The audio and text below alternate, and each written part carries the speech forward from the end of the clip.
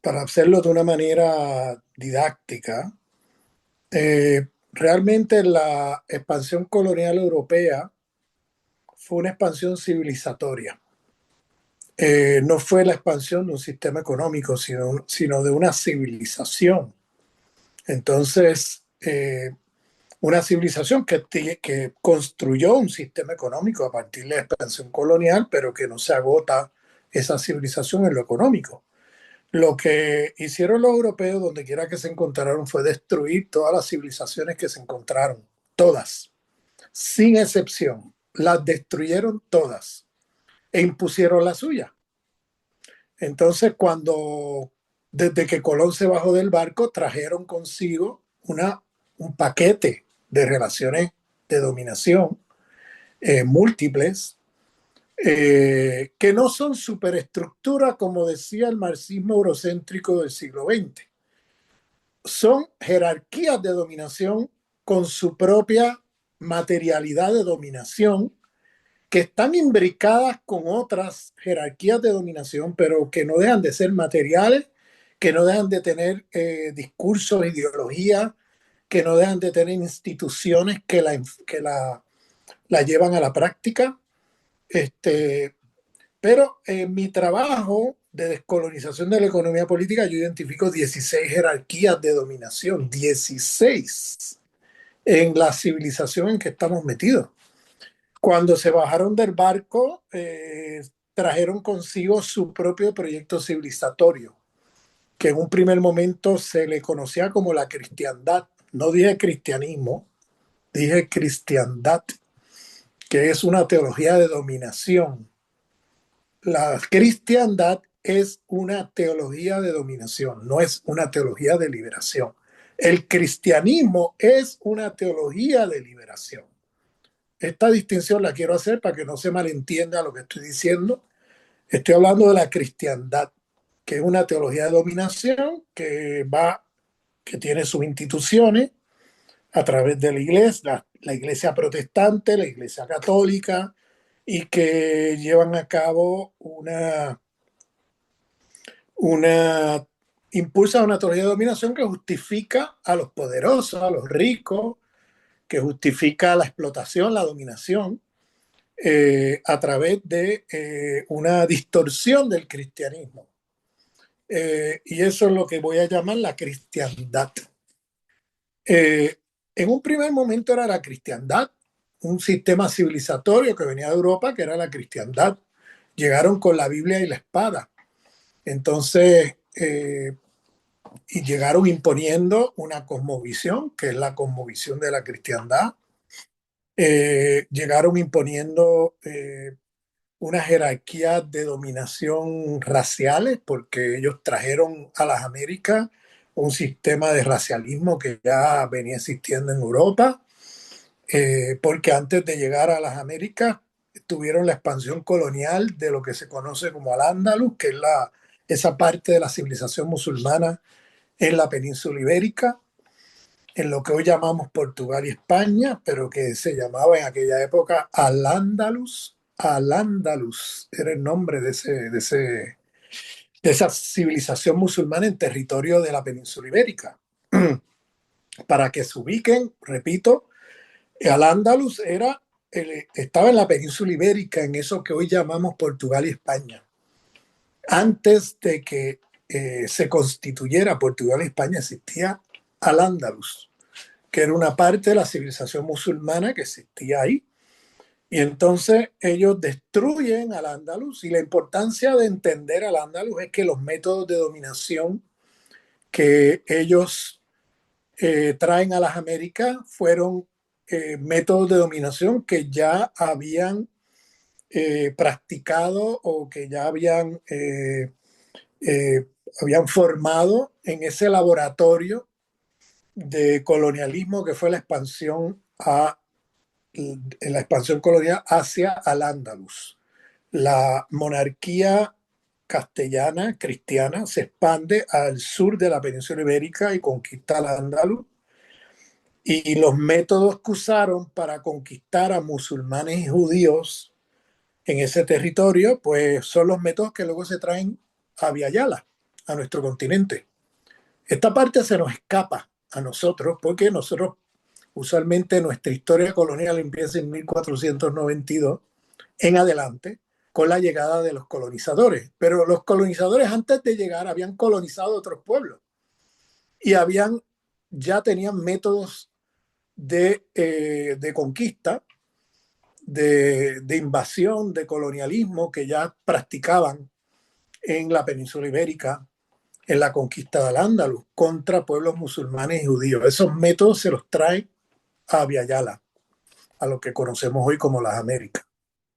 Entonces, esos métodos, por ejemplo, para que tengan una idea, la encomienda que siempre los historiadores de América Latina siempre pensamos que eso se originó en la conquista. La encomienda es un método de dominación, de coerción, de trabajo coercitivo, de explotación del trabajo y de conversión a la cristiandad, eh, a los pueblos originarios, ¿no?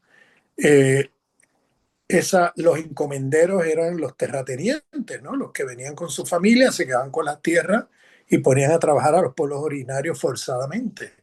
Y además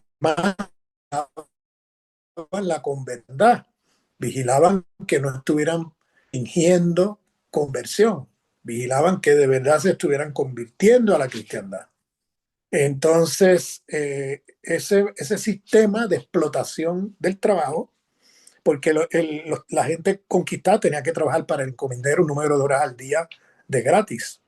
Entonces, ese sistema de trabajo coercitivo y de conversión forzosa a la cristiandad no empezó en la conquista de Abiyala, empezó en la conquista de Al-Ándalus. Y ese método de conquista se lo traen a la conquista de Abiyala. Otro método de conquista es la quema de bibliotecas. Quemaron la biblioteca de Granada, por ejemplo, que tenía más de 250.000 libros. Granada, en el sur de lo que hoy llamamos España, tenía una biblioteca de más de 250.000 libros bajo la civilización musulmana de Al-Ándalus.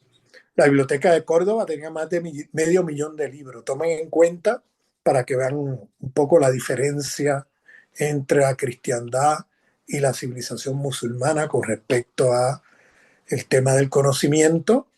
Tomen en cuenta que la biblioteca más grande de la cristiandad en territorio europeo en esa época no llegaba a 1.000 libros. No llegaba a 1.000 libros. La biblioteca de Granada tenía 250.000, la biblioteca de Córdoba tenía medio millón. Entonces dice algo, ¿no? Y además eran bibliotecas públicas, la de Granada y la de Córdoba y la de otros lugares de Al-Ándalus. La biblioteca que no llegaba a 1.000 libros el territorio de la cristiandad en Europa, la podían consultar los altos cleros de la iglesia, no eran bibliotecas públicas. Si usted lo agarraban con un libro de Aristóteles o de Platón o de cualquier cosa que no fuera la Biblia, a usted lo quemaban vivo.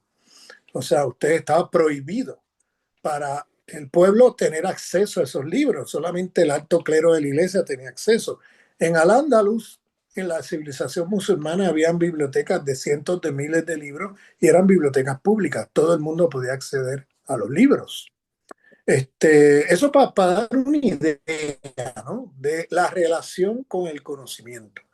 La cristiandad, como vemos, era situación muy oscurantista, porque tenía que no tenismo, que lo tenía la cristiandad entre los seres divinos y los seres del demonio.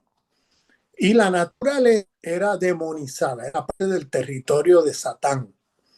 Y por tanto, si usted era un científico y usted estaba experimentando con la naturaleza, usted era sospechoso jugando con las fuerzas del demonio. Y entonces la Inquisición lo torturaba y lo quemaban vivo, acusado de prácticas demonizantes, ¿no? Entonces, bajo ese sistema, la cristiandad tenía un gran desarrollo tecnológico y científico, porque era muy oscurantista, era muy difícil producir conocimiento, tecnología, etcétera, en esas condiciones, producir ciencia en condiciones así, donde ustedes si lo ven experimentando con la naturaleza, usted lo ven como si usted estuviera poseído por el demonio. Y entonces la solución que tenía la cristiandad para personas poseídas o acusadas de estar jugando con las fuerzas del demonio era quemar a las personas, quemarlas vivas. Por eso hubo la quema de brujas. O sea, ¿qué era la quema de brujas? Bueno, mujeres sabias de las comunidades originarias de los pueblos europeos que transmitían conocimientos ancestrales al territorio y que eran vistas por la iglesia como personas que a exterminar, porque las acusaban de estar jugando con las de Satán y las daban vivas. Entonces, la quema de brujas. Entonces, usted no podía, mientras Europa zumbía en un oscurantismo de ese tipo y era imposible hacer ciencia, en otras civilizaciones, como por ejemplo en Al-Ándalus o en las civilizaciones de los pueblos originarios en Abya-Yala o las civilizaciones de los pueblos originarios en África, Asia, en otros lugares, en la China, en la India, había un florecimiento científico, tecnológico y filosófico a escala mundial. Eh, Europa era un lugar muy subdesarrollado, una aldea muy empobrecida y muy oscurantista. Entonces, ¿por qué? Porque el resto de los pueblos tenían una visión no dualista, holística.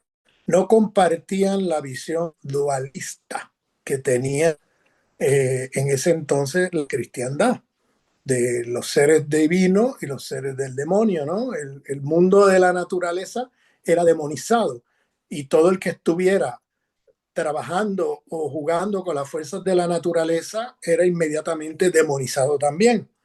Entonces, ese dualismo no permitía hacer ciencia, no permitía tener conocimiento, tecnología, ningún avance en ese sentido.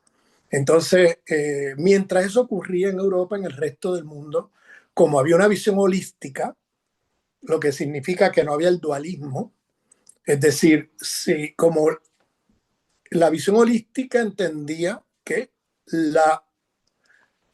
todos los seres creados son partes, son una creación de la misma fuerza creadora de vida, el universo, que una gente le llama Dios, otra gente le llama Pachamama. Entonces hay diferentes nombres a través de las diferentes culturas y civilizaciones a esos seres divinos que se consideran los que crean la vida, ¿no? Los creadores de la vida. Entonces, como la naturaleza era parte de la creación, porque no había una visión dualista entre el mundo de los divinos y el mundo del demonio, como ocurría en la cristiandad, sino que todos somos creados por la misma fuerza, pues si alguien descubría algo en la naturaleza, un científico descubre algo en la naturaleza que no conocíamos, pues ese científico es celebrado, no es acusado o acusado de estar jugando con las fuerzas del demonio, porque la visión holística ve todos los seres de la creación como parte de la misma creación. Y si usted descubre algo que no conocíamos, pues eso es parte de la creación y es algo que no conocíamos y lo celebramos a usted, bravo, que descubrió algo que es parte de la creación de la misma fuerza que crea vida en el universo que no conocíamos y usted lo ha descubierto, entonces se celebra. En cambio, en el mundo de la cristiandad era lo opuesto. A usted descubría algo ahí, pues enseguida lo acusaban de estar con Satán, que es llamado naturaleza pertenece a Satán, y si usted está jugando o experimentando con las fuerzas de la naturaleza, entonces usted es sospechoso de estar jugando con la energía y con las fuerzas del demonio. Entonces, eso impedía que Europa pudiera dar un paso adelante. Entonces, eh, Eh, y cuando llega a nuestros territorios, por ejemplo, en el territorio mesoamericano, ¿no? Ese es lo que llamamos hoy Centroamérica, México, Centroamérica, etcétera. Eh, pero esto lo pongo de ejemplo porque esto pasó en todas partes que llegaron. Se encontraron civilizaciones más avanzadas. El calendario maya era el calendario más preciso del planeta Tierra a la altura de 1492, con una capacidad de predicción de eclipses lunares, eclipses solares, con una capacidad de predicción de fenómenos atmosféricos eh, impresionante, como ningún otro calendario del planeta Tierra. ¿Cómo esa civilización maya llegó a ese conocimiento? Pues no lo sabemos, porque ¿qué hicieron los conquistadores? Quemaron las bibliotecas, quemaron los códices. Al quemar los códices perdimos acceso al archivo de conocimiento a través del cual podíamos saber cómo llegaron a ese conocimiento los pueblos y las civilizaciones, civilización maya en este caso. Eh, esa práctica de quema de bibliotecas se la trajeron de Al-Ándalus, ¿no? Se la trajeron de Al-Ándalus, de esa práctica de quemarle la biblioteca a los colonizados, porque lo que ellos intentan hacer con eso es borrar la memoria de los pueblos colonizados. Luego de 2, 3, 4 generaciones, esos pueblos colonizados, a perder acceso al conocimiento ancestral, al quemarse las bibliotecas y perderse acceso a los grandes logros y avances de la civilización conquistada, entonces se pierde la memoria. Tenemos una memoria colonizada, porque entonces al borrar la memoria ellos ponen en la mente de los colonizados una narrativa de la historia falsa. ¿Bien? Y nos hacen creer hasta el día de hoy que ellos eran lo que ellos hicieron fue traer civilización y que los pueblos originarios eran primitivos, bárbaros, salvajes, ¿no? Esto es una narrativa que se construye después de la llegada, porque cuando llegan, si usted lee las cartas de los conquistadores, Hernán Cortés para México, o por ejemplo las cartas de Pizarro cuando llegó a Tahuantinsuyo, lo que hoy llamamos Perú, Bolivia, toda esa zona, Ecuador, usted ve las cartas al rey de estos conquistadores y usted va a ver que estaban maravillados con lo que estaban viendo. Cuando ellos llegan y ven a Tahuantinsuyo, cuando ellos llegan y ven la civilización azteca, la civilización maya, etcétera, ellos quedan maravillados. Y eso lo ponen en las cartas del rey, que era su jefe. O sea, al jefe no lo podían engañar. No, por eso las cartas que ellos hacen al principio son muy útiles, porque te dice mucho de cuán avanzados estaban estas civilizaciones con respecto a lo que ellos tenían. Porque esa gente estaba maravillada con la ingeniería, con la arquitectura, con los conocimientos, la canalización de agua, las ciudades, habían grandes ciudades. O sea, que todo eso lo han borrado de la historia, ¿no?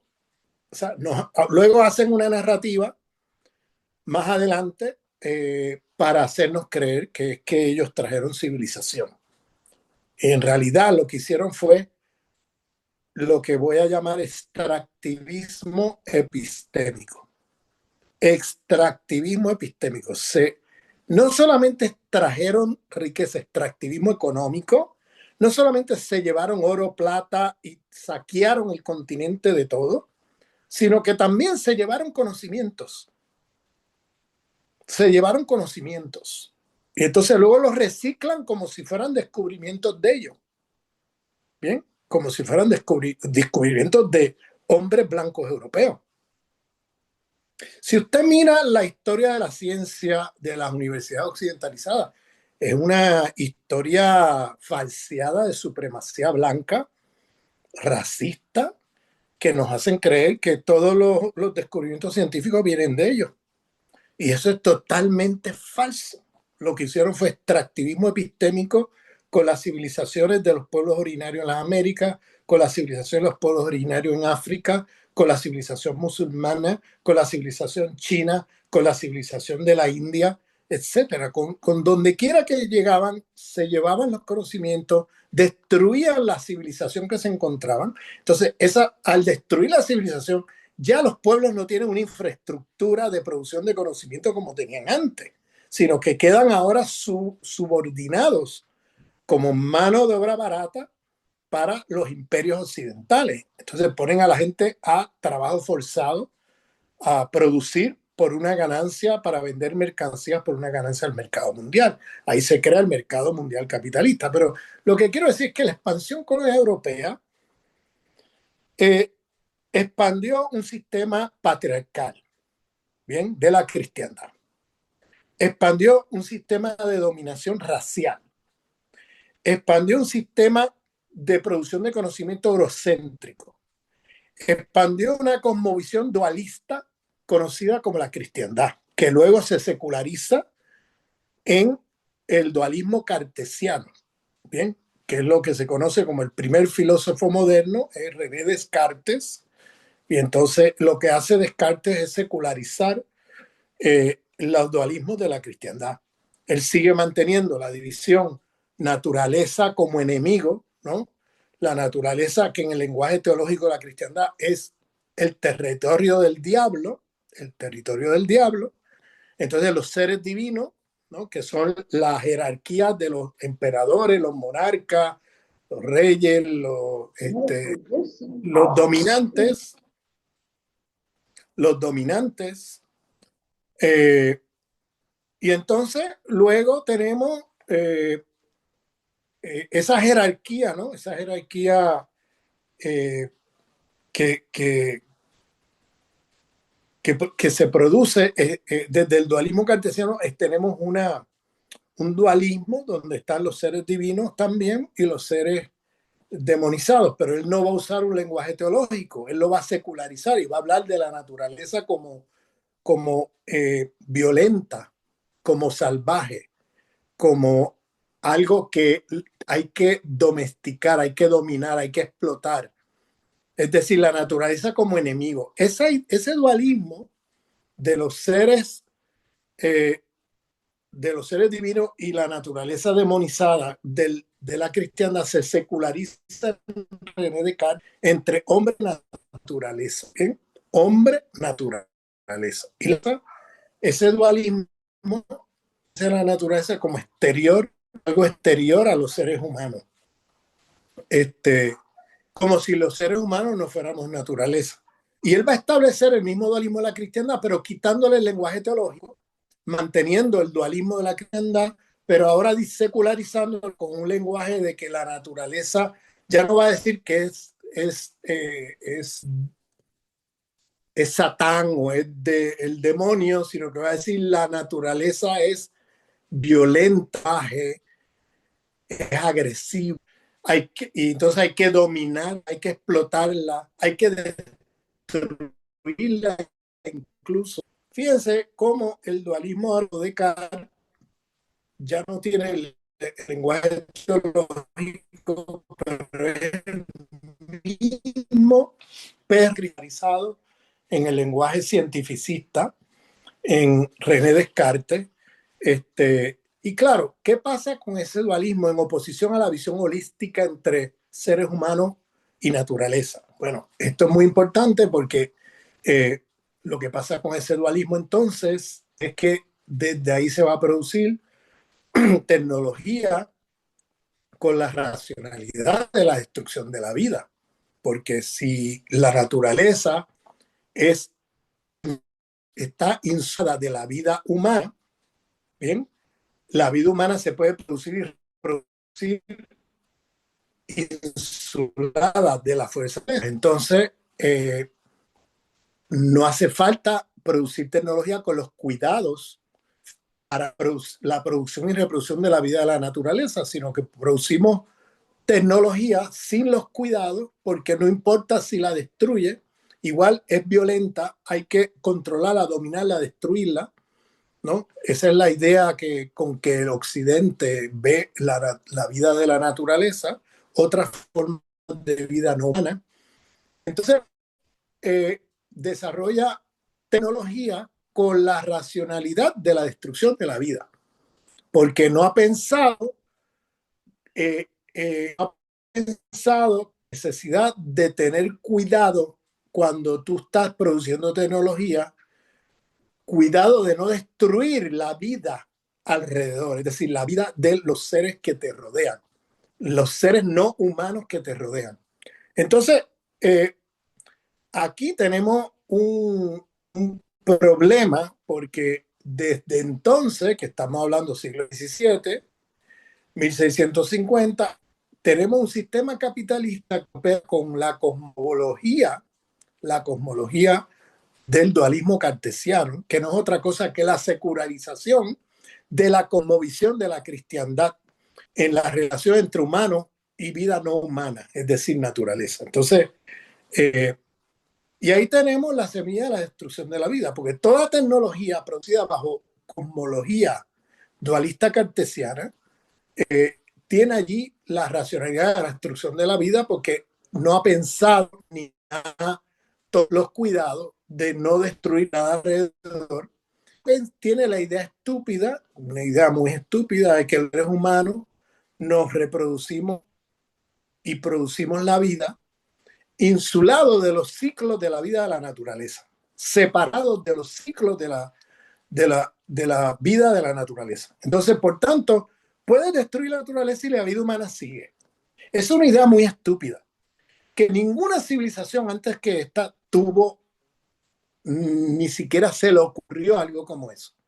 Todas las civilizaciones existentes, producidas por los seres humanos a través de miles de años, todas esas civilizaciones que después de la expansión colonial europea, todas esas civilizaciones tenían allí algo, a pesar de las divergencias entre una y otra en sus cosmovisiones, tenían una cosa común y era la idea holística de que la vida se produce y reproduce dentro de un cosmos, que la vida humana y la vida no humana coexisten y que tiene que haber un equilibrio y un balance, porque una forma de vida destruye a la otra, se destruye el equilibrio de la producción y reproducción de la vida y se destruye la ecología planetaria.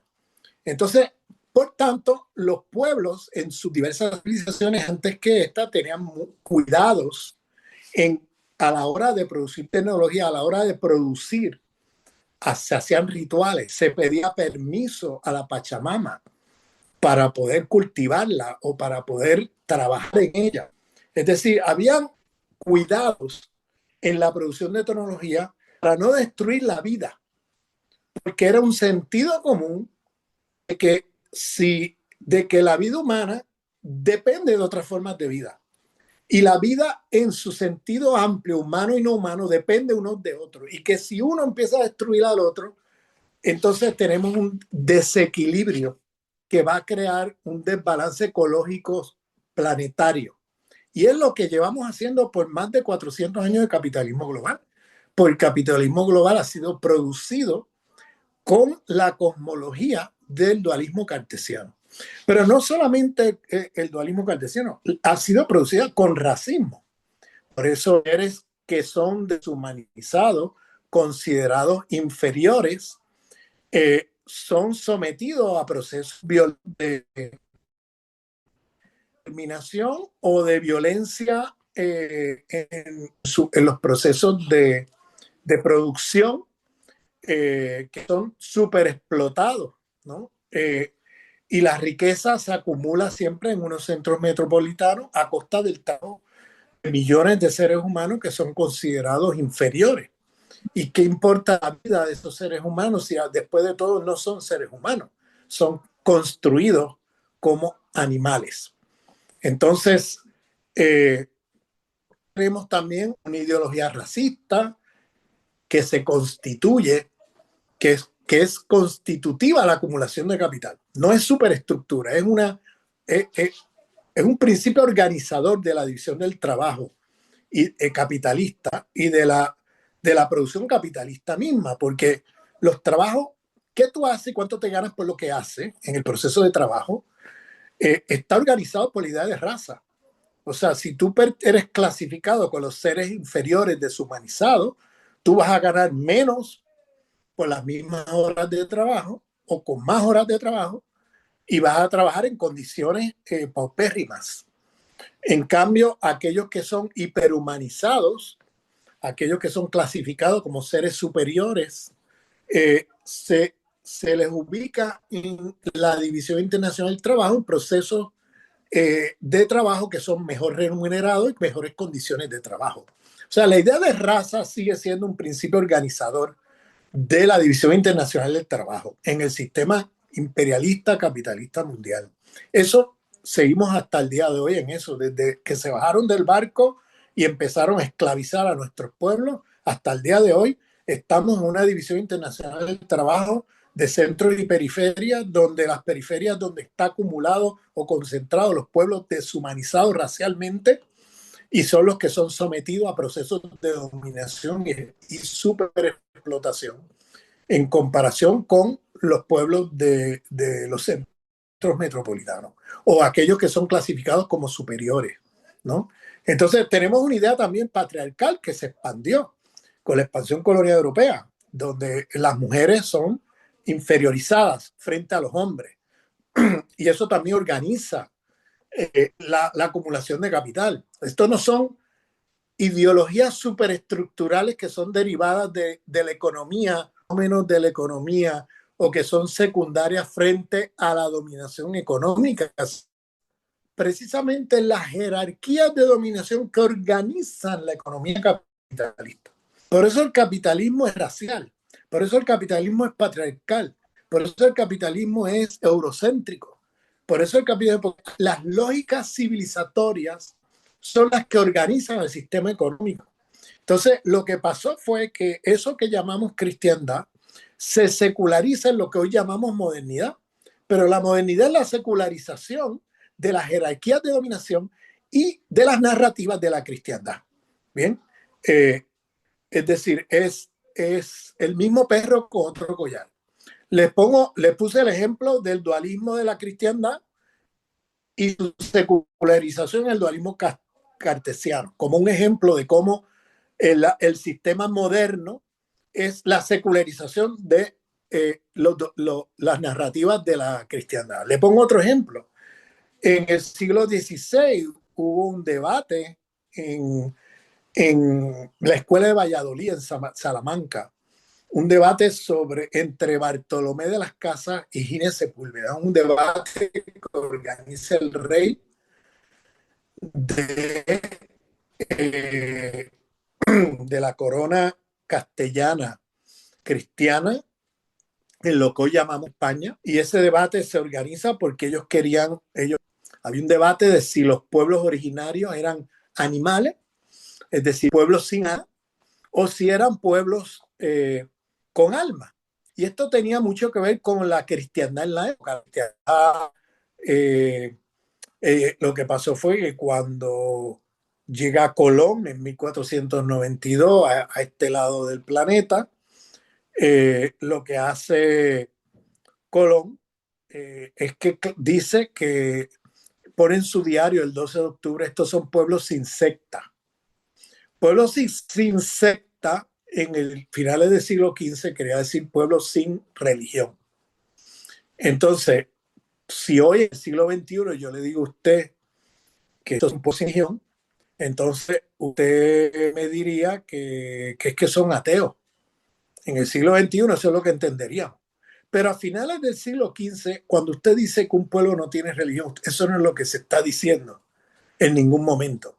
Lo que se dice con eso es que estos son pueblos que si no tienen religión, y como no tienen religión, no tienen Dios. Y como no tienen Dios, entonces no tienen alma.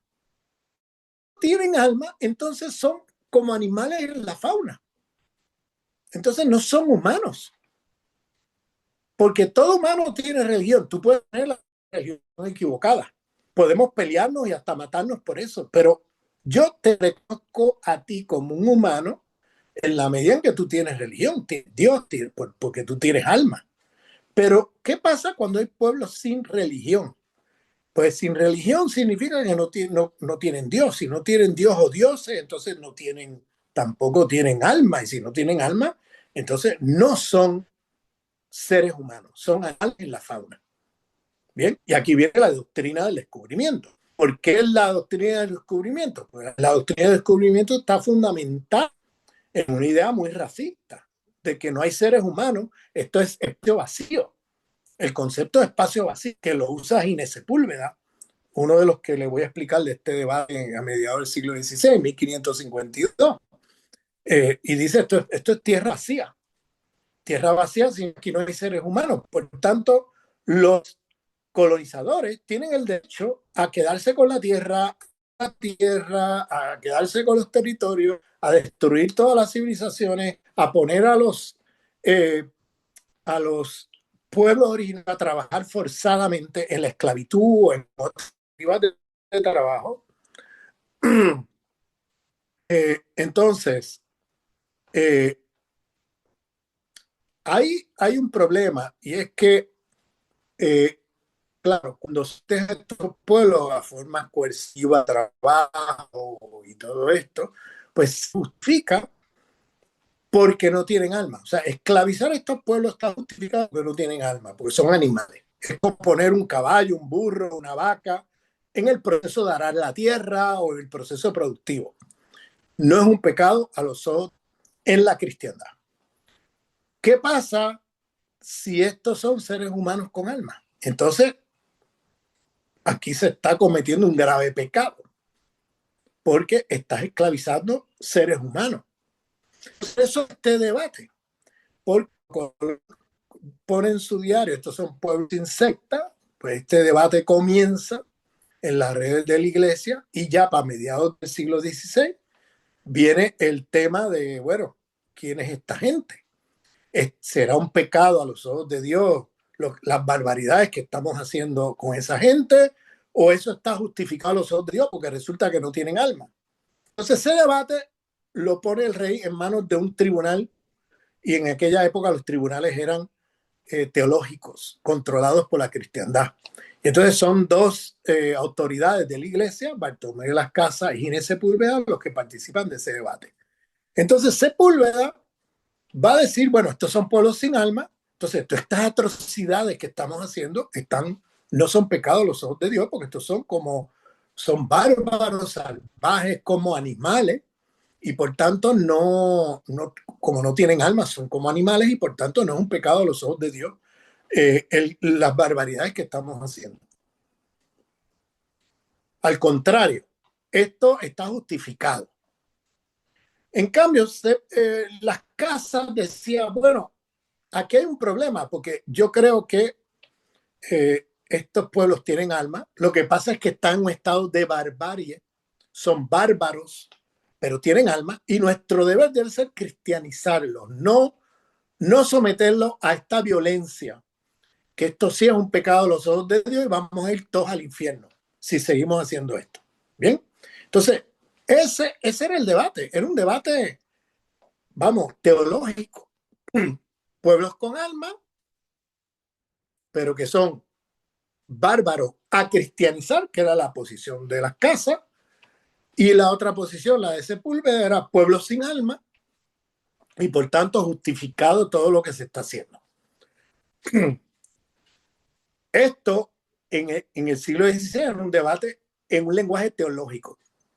En el siglo XIX, cuando la autoridad del conocimiento pasa de la iglesia hacia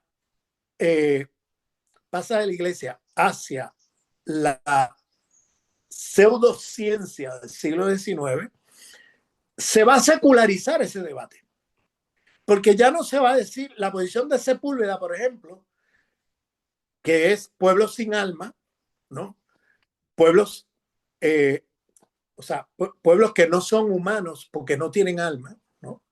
Se va a secularizar en la pseudobiología del siglo XIX como pueblos sin la genética humana. Y más adelante, pueblos sin el ADN humano. Esto, ahora estamos en el racismo científico. Pasamos de un racismo teológico en el siglo XVI a un racismo científico.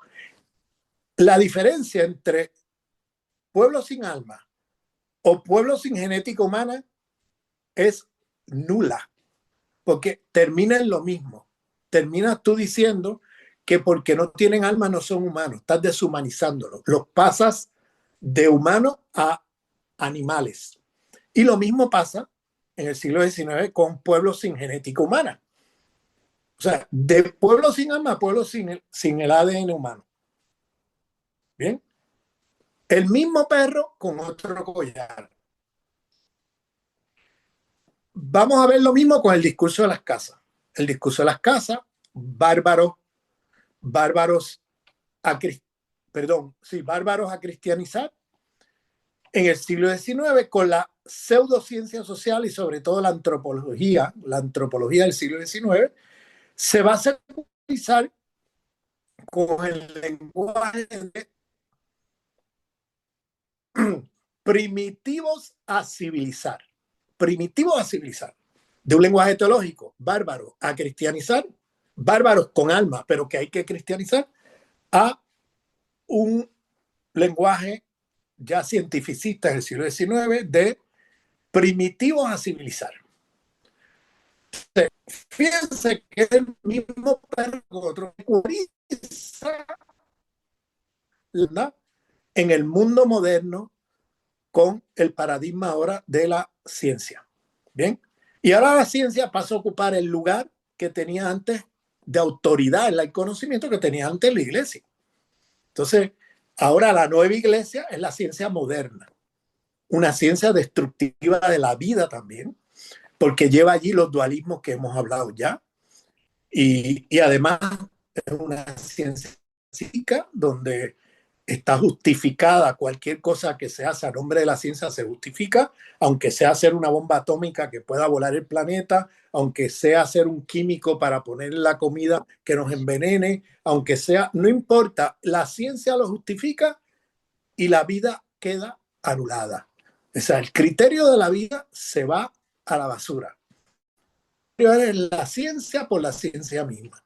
Y si un científico lo autoriza, pues está autorizado y se justifica hacer la barbaridad que sea. O sea, la ciencia moderna es una ciencia destructiva de la vida, contrario a lo que nos intentan vender como ciencia, que supuestamente es una ciencia para salvar la vida, para mejorar, para el progreso y todas estas cosas. En realidad, la ciencia es parte de la destructiva de la vida. Y observen, piense cómo ese discurso de Sepúlveda, que es teológico del siglo XVI, cuando pasa al XIX con la nueva autoridad del conocimiento de la ciencia moderna, ese discurso se convierte en lo que conocemos en la literatura hoy como el racismo biologicista, el racismo biológico.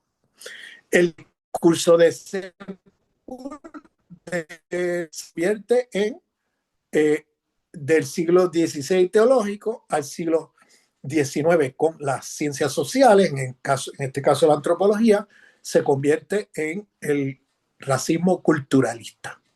Fíjense, esto que acabo de decir, este paréntesis que he hecho con el racismo, es para añadir otro ejemplo al ejemplo que ya puse de cómo el dualismo teológico de la cristiandad se seculariza en el mundo moderno con el dualismo cartesiano.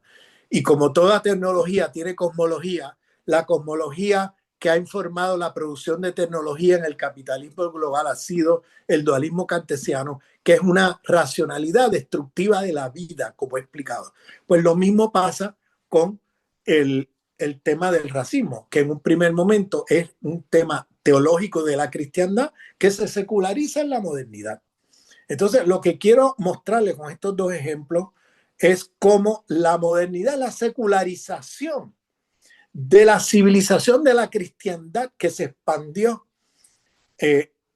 al mundo a través de la expansión colonial europea y que luego se seculariza en esto que llamamos la modernidad. Pero cuando usted escarba debajo de la modernidad, usted encuentra la cristiandad.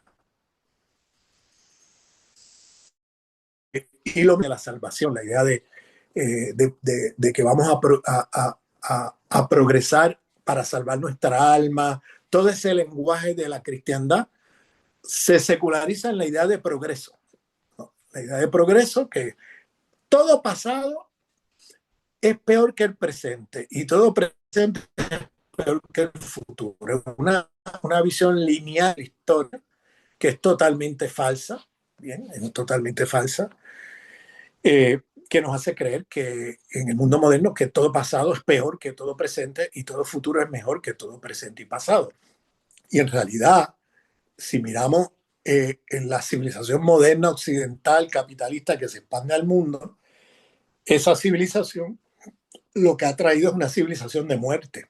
Muerte por la matanza de millones de seres humanos, pero también muerte por la destrucción ecológica de la vida en el planeta, por la destrucción de otras especies, de otras formas de vida no humanas. Y entonces estamos en una encrucijada. Esta civilización de muerte nos está llevando a la destrucción planetaria y en este caso a la destrucción de una buena parte de la humanidad eh, y una buena parte de la vida en el planeta, al punto que no sabemos si de aquí a 100 años los humanos estemos sobre el planeta y qué especies se salvarán ante la catástrofe de esta civilización de muerte. Entonces, si esto es progreso, por favor, explíquenme entonces qué es progreso, ¿no?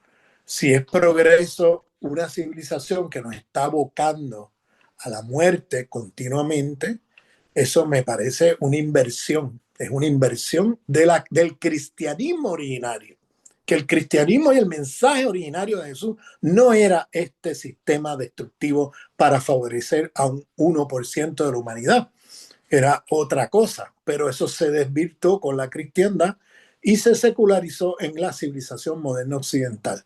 Entonces, eh, fíjense que nosotros tenemos los paradigmas que se producen a partir de esa expansión colonial con un sistema de jerarquía de conocimiento eurocéntrico que privilegia hombres occidentales de 5 países. Si usted se fija en las universidades occidentalizadas, no dije occidental, dije occidentalizada.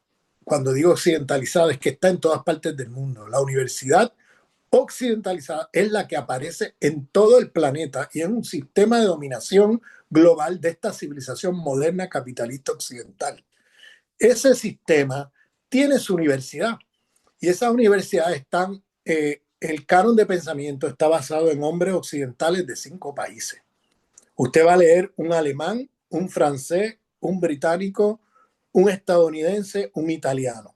Y secundariamente quizá un canadiense, un sueco, un holandés o algún otro hombre occidental, pero fundamentalmente de estos 5 países.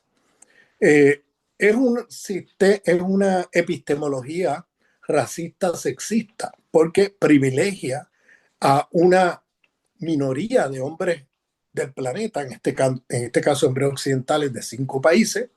Los nombres cambian por disciplina, obsérvenlo.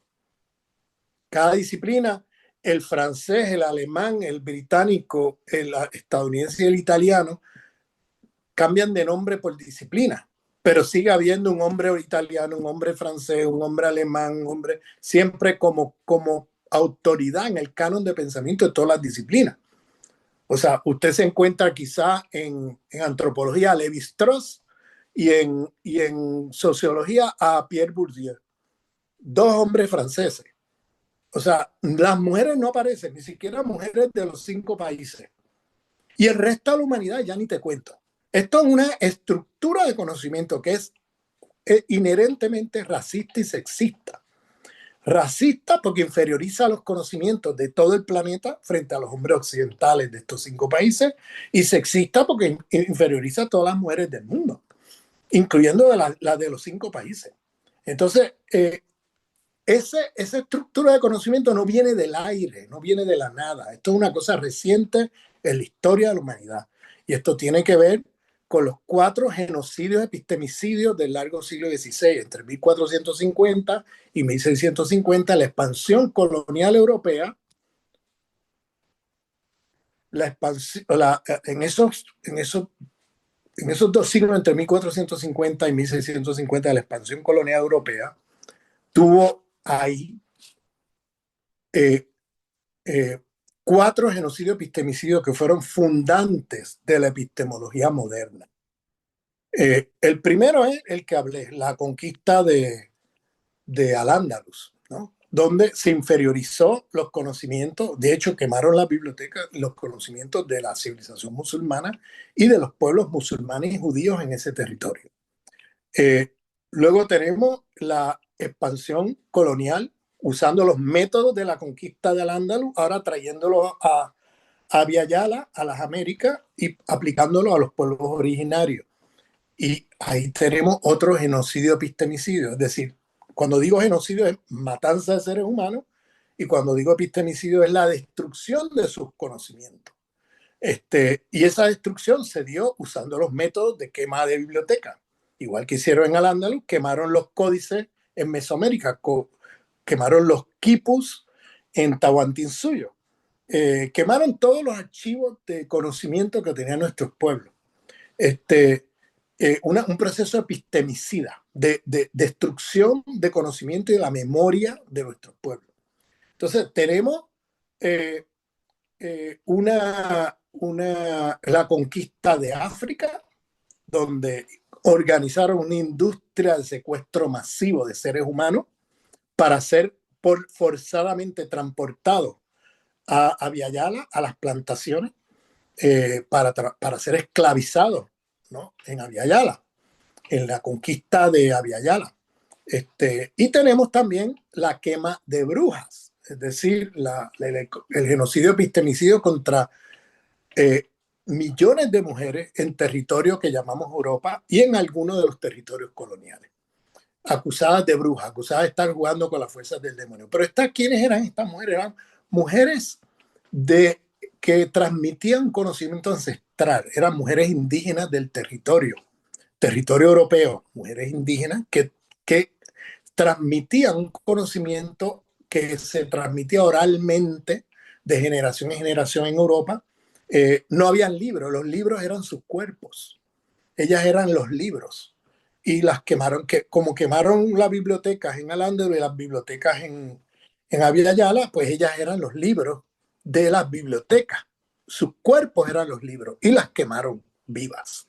Entonces, porque eran las que transmitían ese conocimiento, entonces, de manera oral. Entonces, esos cuatro genocidios epistemicidios fueron constitutivos a la inferiorización del conocimiento del resto del planeta y la superiorización del conocimiento de los hombres occidentales.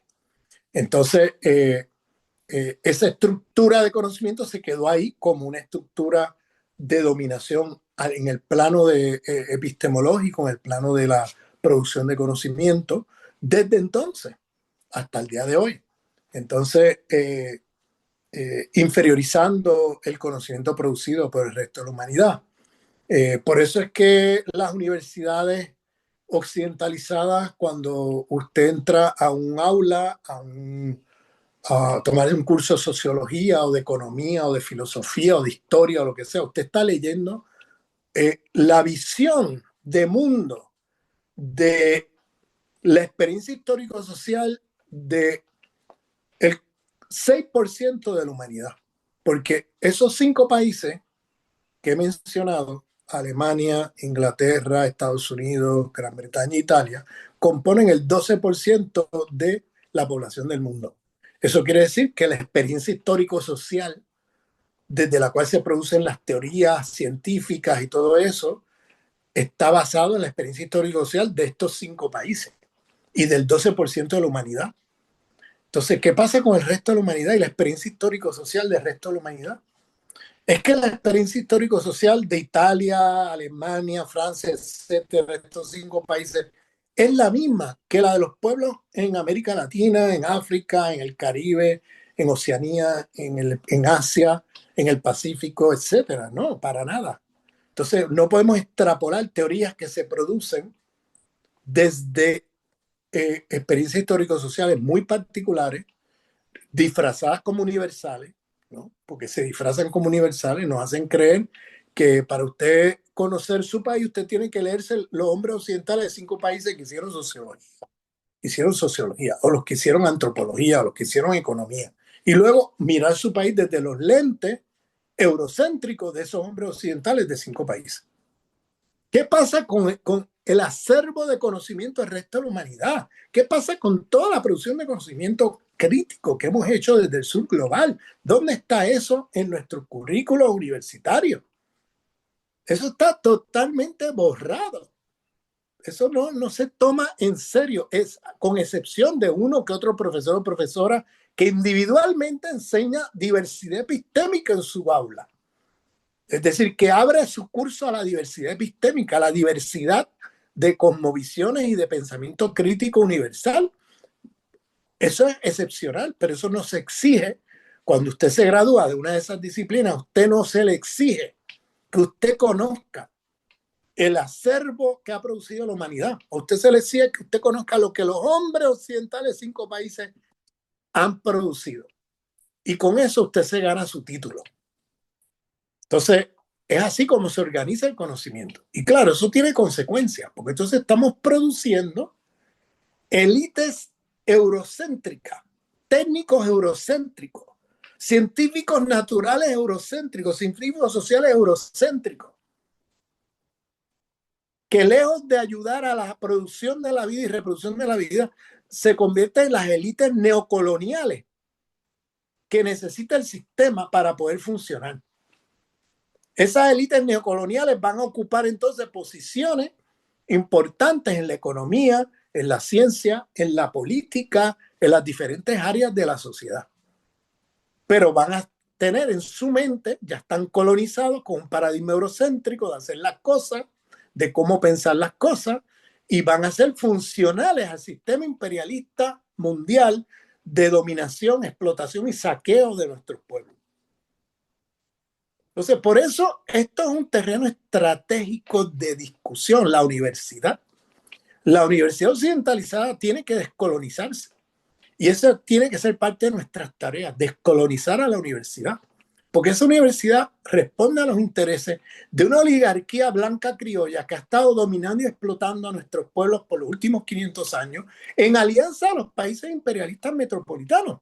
Porque no se crean que esa gente son independientes de esos poderes imperialistas. Esa gente vive siempre como parásitos de los poderes imperialistas.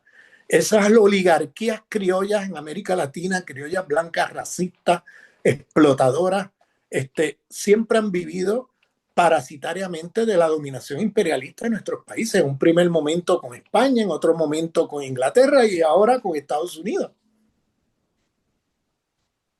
Y la base sobre la cual montan todos sus proyectos es con producción de conocimiento eurocéntrica, que genera entonces un sentido común racista, un sentido común eurocéntrico, y hace que se descualifique cualquier crítica que venga de nuestros pueblos.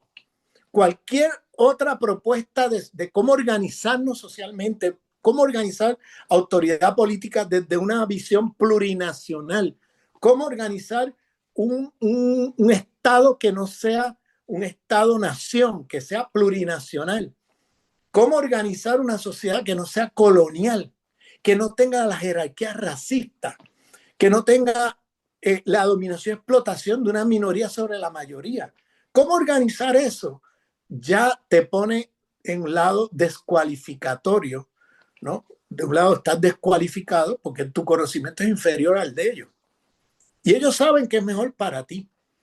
O sea, ellos saben que es verdad, que es realidad y que es lo mejor para ti. Estos hombres occidentales de 5 países con sus representantes criollos blancos en nuestros territorios son los que luego nos dicen que es verdad, que es realidad y que es lo mejor para nosotros. Y si usted dice, no, perdóname, lo mejor para mí es esto o aquello, usted queda descualificado porque usted es epistémicamente inferior. Ellos son superiores. Ellos tienen un conocimiento superior al suyo. ¿Ves? Ellos construyen un racismo epistémico para luego ellos poder hablar con autoridad y callarle la boca a nuestros pueblos y callar la boca del pensamiento crítico. Y por ahí es que montan todo su sistema de dominación y explotación. Por eso es estratégico el espacio universitario, porque ahí se está produciendo los conocimientos que esa gente necesita para seguir haciendo lo que han hecho por 500 años. Y si nosotros tenemos universidades coloniales, pues vamos a tener sociedades coloniales. O sea, y eso solamente se abre ese espacio. Por ahí alguien se pregunta, y bueno, ¿y cuándo se va a abrir la universidad? Bueno, si usted se siente a esperar que se abra la universidad, no se va a abrir nunca. Eso es lucha política. Tiene que haber una lucha política donde haya un desafío a la institucionalidad que ha informado ese tipo de institución, ¿no? A la manera como se ha organizado la producción de conocimiento. Entonces tiene que darse una reforma universitaria, pero eso solamente se hace con lucha política. Eso no va a haber una reforma universitaria decolonial, no va a ocurrir sin que haya una transformación política del país. Por eso la sociedad, lo plurinacional, el buen vivir y la descolonización son tres aspectos centrales de la transformación que necesitamos. Pero eso no va a tener consecuencias prácticas mientras no haya lucha política que transforme la manera como se organiza el poder y la dominación. Es decir, que se pase a otro tipo de organización social diferente a la que tenemos en este momento, que es un resultado de la historia colonial y es lo que hoy llamamos el neocolonialismo, nuevas formas de colonialismo, hasta el día de hoy. Fíjense que las independencias de América Latina del siglo XIX fueron independencias coloniales. Esto suena paradójico porque si eres independiente ya no eres colonia, ¿no? Y si eres colonia, pues no eres independiente. Suena paradójico, independencias coloniales. Pero es que esa categoría de independencias coloniales es la mejor descripción que podemos hacer de las revoluciones independentistas del siglo XIX. Porque ¿qué pasó? Nos sacamos de encima a España y los blancos criollos toman el poder de nuestros territorios y se reorientan hacia Inglaterra. Se reorganizan para ponerse al lado de otro imperio, Inglaterra, en el siglo XIX. Y entonces son los blancos criollos. Antes teníamos a los blancos españoles y ahora tenemos a los hijos de los blancos españoles que ahora nacieron en nuestros países, ahora dominando nuestro país colonialmente bajo un sistema formalmente independiente, pero ahora dominándolo para ellos, no solamente ellos beneficiarse, sino entregándolo a otro imperio, en este caso los británicos. Luego, en el siglo XX tuvimos la misma historia, pero ahora entregándose a los gringos, al imperio estadounidense. Entonces, el siglo XVI, fíjense cómo la epistemología colonial está imbricada con la dominación colonial, con la colonialidad del poder. La colonialidad del saber está imbricada con la colonialidad del poder. En el siglo XVI era cristianízate o te mato. Yo sé que es mejor para ti, yo sé que es realidad, que es verdad y que es lo mejor para ti. Yo, colonizador, ¿no? Entonces, tú te tienes que cristianizar, porque eso va a ser lo mejor para ti. Si tú resistes la cristianización, si tú insistes en seguir practicando esas cosas inferiores, esas espiritualidades inferiores a la cristiandad, pues si te tengo que matar para salvar tu alma de tu barbarie, te mato y te estoy haciendo un favor. ¿Te fijas la lógica genocida que está ahí metida? Yo vengo a salvarte. Tú no te quieres salvar, tú no te quieres convertir, pues voy a tener que usar la fuerza para salvar tu alma de tu barbarie. Y te mato y salvo tu alma, porque tú has estado resistiendo cristianizarte. Siglo XIX, civilízate o te mato. Millones de seres humanos, sobre todo pueblos originarios, pueblos indígenas del planeta, asesinados a nombre de civilízate o te mato. Tú eres un obstáculo al progreso, tú eres un obstáculo a la civilización. Yo te he tratado de que te civilices, de que te asimiles, de que dejes de creer en esas supersticiones, de que te hagas científico, ahora es siglo XIX, ¿no? De que te hagas científico, de que sigas el progreso, de que te dejes de vestir de esa manera, de que te vistas como se viste el resto de los occidentales. Tú no quieres eso. Bueno, pues voy a tener que eliminarte para salvar la civilización y el progreso. Entonces, te extermino. Genocidio de millones de pueblos originarios, pueblos indígenas, a través de todo el planeta. Hombre, siglo XIX. Siglo XX. Desarrolla o te mato. Tú eres pobre. No te dicen que la pobreza tuya en el siglo, a final del siglo XX, es por 400 años, ¿no? De dominación y explotación de tu pueblo, ¿no? A través del colonialismo y el neocolonialismo. Pero tú eres pobre, hay una pobreza en tu cultura, yo vengo a ayudarte a que te desarrolles. Tú resistes, porque el desarrollo entonces significa que abras el país a las inversiones extranjeras, abras el país a la explotación y dominación de tu mano de obra, que saquen los recursos naturales de tu país, y entonces va a poder ser desarrollado, ¿no? Ese es el discurso del desarrollo. En realidad tú eres en la periferia del planeta. A ti te está dominando y superexplotando por 500 años. Entonces ese cuento de que ahora te vas a desarrollar porque ahora tú vas a dar mano de obra barata, porque ahora tú vas a ofrecer recursos naturales baratos a los centros metropolitanos, eso es un cuento que va no, no, un cuento gringo. ¿Bien? Eso es un cuento gringo de finales, de mediados del siglo XX en adelante, hasta el discurso desarrollista. Entonces te hace creer, bueno, esto es la receta del desarrollo, abre las puertas a la inversión de capital extranjero a tu país, deja que ofrece mano de obra barata, no cobres impuestos a las corporaciones multinacionales, deja que te exploten y que se lleven las riquezas sin pagar impuestos. Este es el modelo de desarrollo que todavía, vamos, el duda es que se pongan las maquiladoras en Centroamérica. El sistema de maquiladoras en Centroamérica y en México. Bien, pero ¿qué pasa? Esa es la receta. Si tú resistes a esa receta, entonces yo sé lo que es mejor para ti. Yo, economista de Chicago, de la Universidad de Chicago, economista de la Universidad de Oxford en Gran Bretaña, o en París, soy neoliberal y yo te voy a enseñar la ciencia económica neoliberal para que te desarrolles. Y lo que tú dices que hay que hacer o que es lo mejor para ti está validado porque tú eres inferior epistémicamente a mí, yo científico de la Universidad de Chicago, de París, de la Sorbona o de Oxford. Entonces yo tengo el conocimiento para decirte a ti cuáles son las recetas económicas que tú necesitas, qué es lo mejor para ti. Y si tú resistes voy a tener que usar represión, porque entonces tú eres un obstáculo al desarrollo. ¿Ves? Y ahí vinieron las dictaduras militares, ¿se acuerdan? Todas esas dictaduras militares, de las cuales Guatemala fue un gran ejemplo, pero no fue solamente en Guatemala, fue en el planeta entero, con millones de desaparecidos, millones de asesinados, con genocidio a nombre del desarrollo te mato. Golpes de Estado de la CIA por todo el planeta poniendo dictaduras desarrollistas a nombre de desarrollo te mato. Si tú resistes, pues hay que usar la fuerza contra ti porque tú eres un obstáculo al desarrollo. Siglo XXI, democratiza o te mato. Tú eres intervenciones en el Medio Oriente. Yo vengo a traer democracia.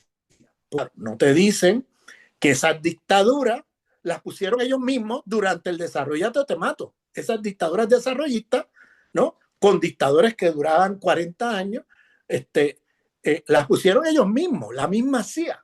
Y luego en el siglo XXI, no, democratiza o te mato, tú eres autoritario, yo vengo a enseñarte democracia. Y para enseñarte democracia, yo vengo con aviones de bombardeo y voy a invadir tu país para enseñarte democracia. En eso estamos en los últimos 20 años en Medio Oriente, en el desarrollate, en el democratízate o te mato. Y ahora pasamos a otro nivel con Gaza. Porque en Gaza ya no es que te mato, democratiza, te mato, o te mato. Ya la opción no es ya no hay un proyecto altruista, ¿ve? Del cual eh, eh, que Occidente te está vendiendo, la cristianización, la civilización, el desarrollo, la democracia, ¿no?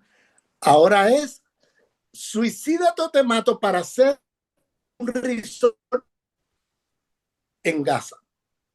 Ahora es para abiertamente, lo dicen así, hay que hacer límite al territorio porque aquí necesitamos la tierra de Gaza, un centro de turismo para los turistas del mundo ir ahí. Y para eso hay que exterminar a los palestinos. O sea, estamos ya en la decadencia del civilizatorio. Porque ya no, aunque todas esas promesas de cristianízate, civilízate, desarrollate, democratízate, eran todos proyectos globales imperiales falsos, porque detrás de esa promesa de cristianización, civilización, desarrollo o democratización, lo que se escondía es el saqueo, la superexplotación de los pueblos. Eh, Ahora no hay ni siquiera el intento de venderte una mentira. Ya la cosa está en una decadencia tal donde ya no te venden ni siquiera un proyecto. Ya es, te están vendiendo el que suicídate o te mato porque yo necesito construir aquí un proyecto hotelero. En eso estamos, ¿no? Ahí hemos llegado. Y estamos hoy en un momento mesiánico en la humanidad, porque todos estamos mirando lo que está pasando en Gaza. Todo el planeta ya, o sea, esto es un genocidio en vivo y a todo color, donde todo el mundo, nadie puede decir yo no sabía lo que pasaba. Todo el mundo sabe lo que está pasando ahí. Y está en vivo y a todo color. No lo esconden. Están exterminando los seres humanos como hicieron en el pasado, pero esta vez de manera, donde es de manera al desnudo, donde ya Occidente se quita la máscara, Occidente se quita la careta, se quita la máscara y ya vemos al monstruo en los ojos, donde ya no hay máscara de cristianización, democratización, civilización, desarrollo. Suicídate o te voy a matar, porque lo que yo necesito es esto y esto y esto, un proyecto turístico ahí. Y eso, igual te voy a matar porque es lo que necesito. Ya no hay pretensión de venderte una moto, ¿no? De venderte la moto. Ya no hay pretensión de embellecimiento, de ocultar esta civilización de muertes que siempre se ocultaba con algún proyecto embellecer, cristianizar, desarrollar, democratizar, civilizar. Ya eso pasó a la historia. Ahora estamos en la decadencia de ese sistema imperialista occidental mundial. Y estamos en un momento mesiánico porque ahora todos estamos interpelados. Ya nadie puede decir yo no sabía. Ahora o actúas por transformar este mundo y esta civilización de muerte, o te haces cómplice de ella y participas de la destrucción planetaria. Porque ya no hay punto medio. No hay neutralidad. El que se quede con los brazos cruzados está aceptando el status quo, está dejando que las cosas se queden como están y por tanto están dejando que el genocidio siga adelante. Este genocidio en Palestina es un experimento que viene para toda la humanidad. Experimento usando inteligencia artificial. Es la primera vez que tenemos un genocidio con inteligencia artificial. Están usando la inteligencia artificial para exterminar pueblos. Y Palestina es un laboratorio de eso. Y tenemos que abrir los ojos porque esto no es que pasa en Palestina, es que esto viene para el planeta entero. Porque esto que está pasando en Palestina no es un experimento, un laboratorio que nos va a afectar a todos. El que se está pasando, mira, bueno, eso no tiene que ver conmigo, eso es por allá bien lejos. Está ciego de lo que viene. Termino con eso. Muchísimas gracias, doctor Grofogel. Antes de pasar la palabra a dos, tres estudiantes y dos personas del público general, quisiera tal vez hacer una pregunta que yo he recibido como docente dentro del curso de Dinámicas Territoriales y en donde los estudiantes lo han escuchado a usted en una serie de videos y hemos leído algunas de sus propuestas. Casi siempre los estudiantes dicen que por qué usted critica el marxismo, pareciera que está en contra de Marx. Yo he tratado de explicar un poco a raíz de lo que usted ha dicho, pero me gustaría tal vez si usted puede explicar ahora cuál es su postura sobre el plan, sobre esa visión. Yo critico a los marxistas eurocéntricos. Sí, en eso sigo adelante con esa cruzada, ¿sabes? Porque el marxismo eurocéntrico es una de las cosas más nefastas que nos ha pasado. Porque es el eurocentrismo ahora desde la izquierda. Ese eurocentrismo que vengo criticando en esta presentación, ahora es hombres occidentales, pero de izquierda, vendiéndonos un proyecto que no es nuestro. Ese es el gran problema. Según la cristiandad distorsionó el cristianismo, el marxismo eurocéntrico del siglo XX distorsionó a Marx. Yo soy un seguidor de Carlos Marx, no de los marxistas eurocéntricos. Los marxistas eurocéntricos hablan de cosas que Marx nunca habló. Nunca. Entonces, Marx nunca habló de superestructura e infraestructura. Eso es un esquema nefasto y problemático, como acabo de decir aquí. Lo que tenemos es un sistema civilizatorio con un sistema económico.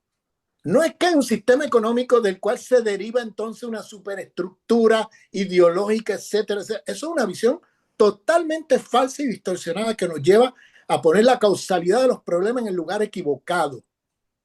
Y eso le pasó al marxismo y al socialismo del siglo XX. Por eso fracasó. Porque el problema era un problema económico. Y resolviendo el problema, se resuelve, todo lo demás se resuelve. Porque lo demás era superestructura, era un derivado de la acumulación de capital y de la economía. ¿Y qué pasó?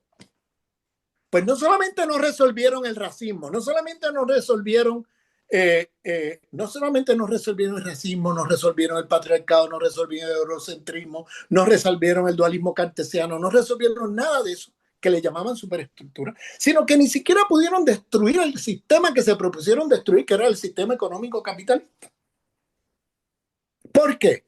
Porque el problema es que no existe el capitalismo insulado del sistema civilizatorio que lo organiza. Es decir,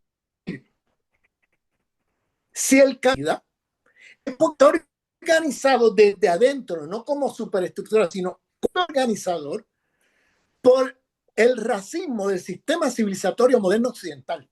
Si el capitalismo es feminicida, es porque está organizado desde adentro por las lógicas patriarcales de la cristiandad del sistema civilizatorio moderno occidental. Si el capitalismo es comunitaricida, destructor de las comunidades de vida de nuestros pueblos, es porque está organizado desde adentro con la lógica del individuo atomizado del sistema liberal de la modernidad occidental. Si el capitalismo es eurocéntrico, si el capitalismo, perdón, es epistemicida, porque está organizado con las lógicas de producción de conocimiento eurocéntricas de la modernidad, del sistema civilizatorio de la modernidad.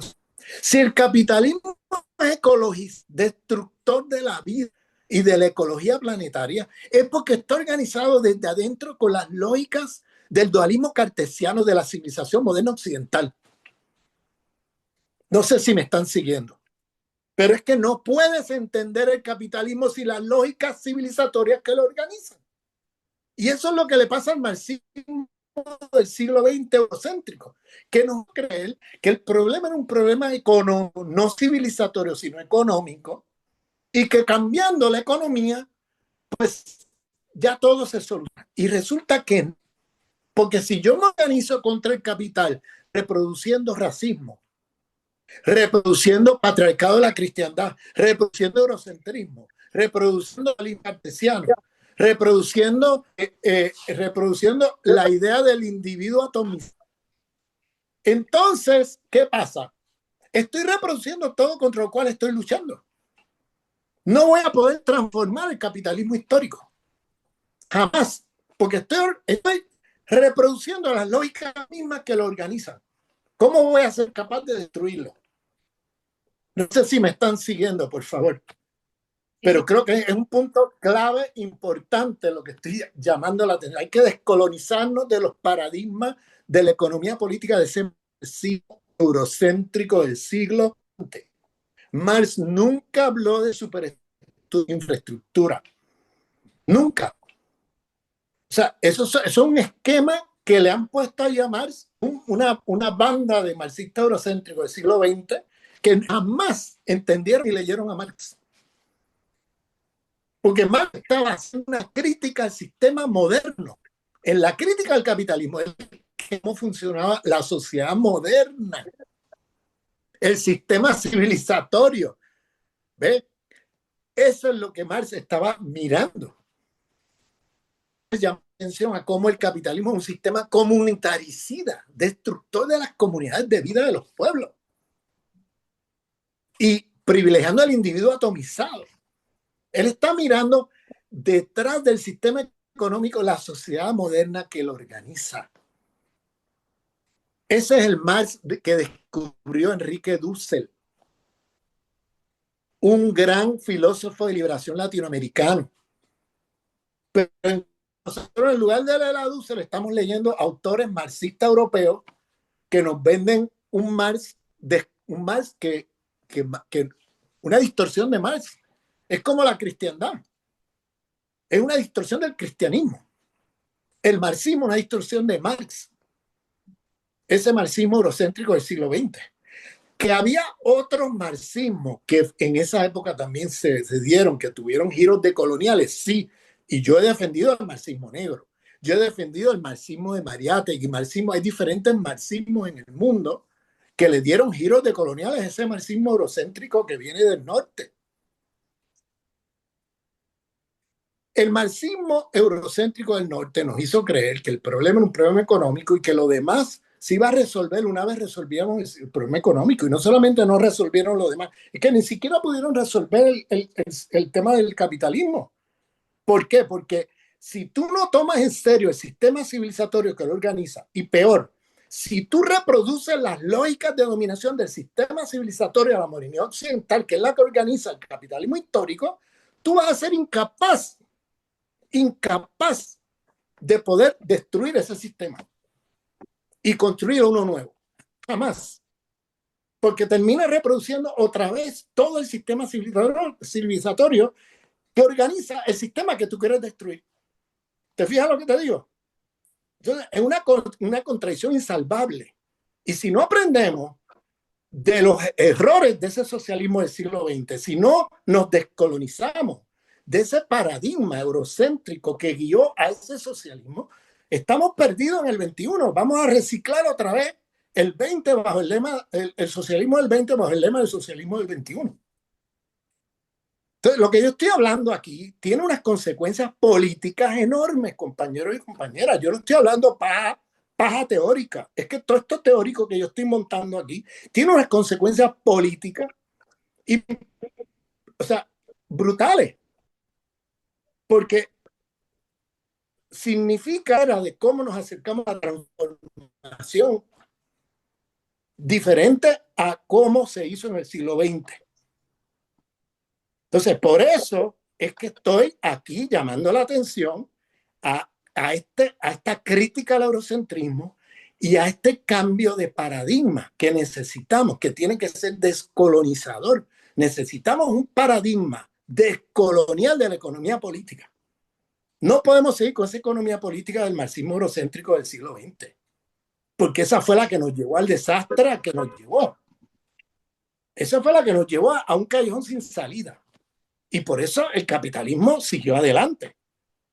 Y dejó todo eso. Y hoy son capitalistas. Hoy son capitalistas, todos. Entonces, si no aprendemos de los errores, pues ¿a dónde vamos a llegar? Y el aprender de los errores significa que tenemos que hacer giros descoloniales. Y eso que estoy diciendo lo vienen diciendo nuestros pueblos originarios, pero desde hace siglos. Porque ellos siempre concibieron este sistema como una civilización. Siempre.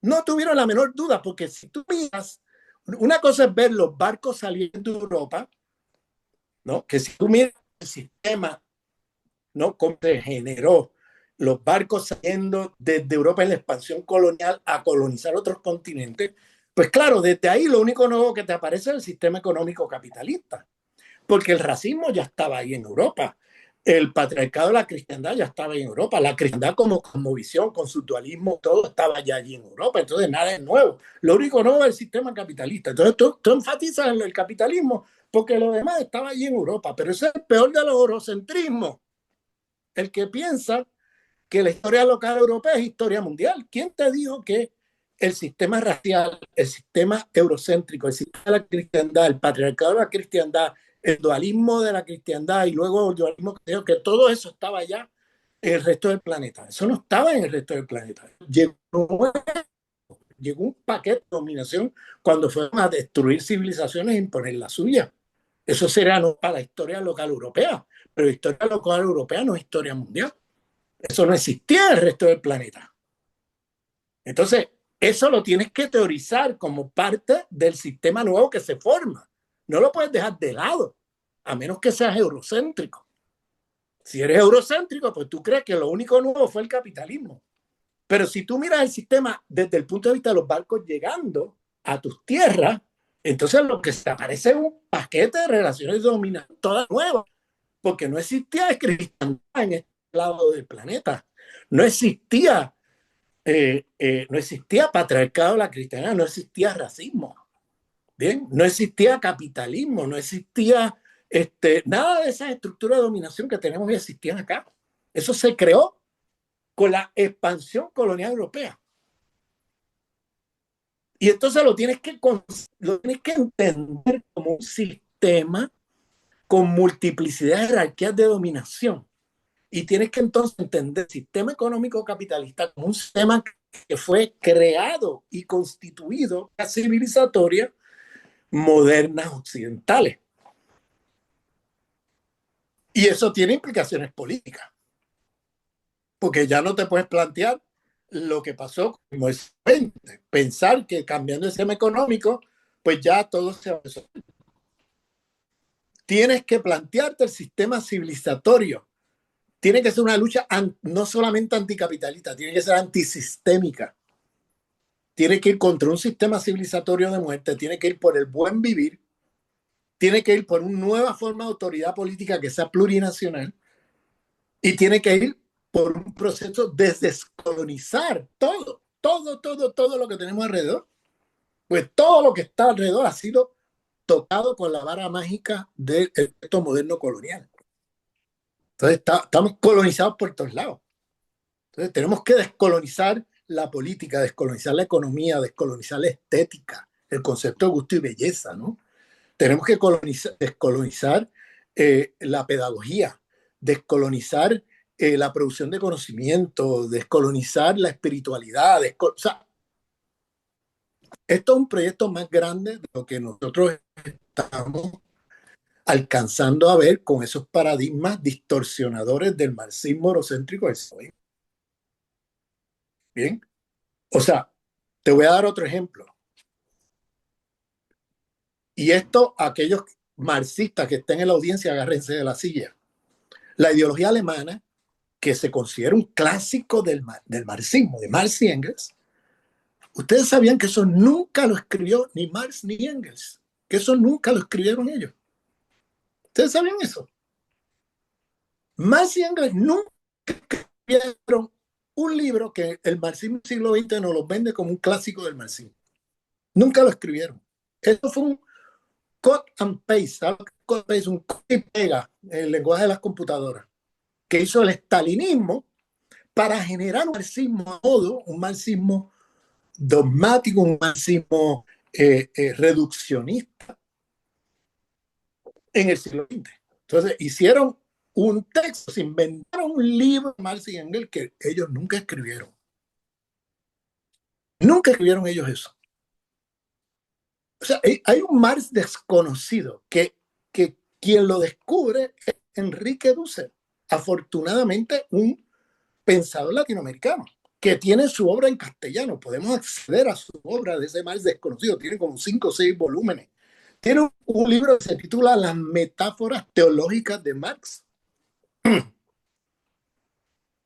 Bueno, voy a parar aquí porque esto es tema para un seminario. Claro.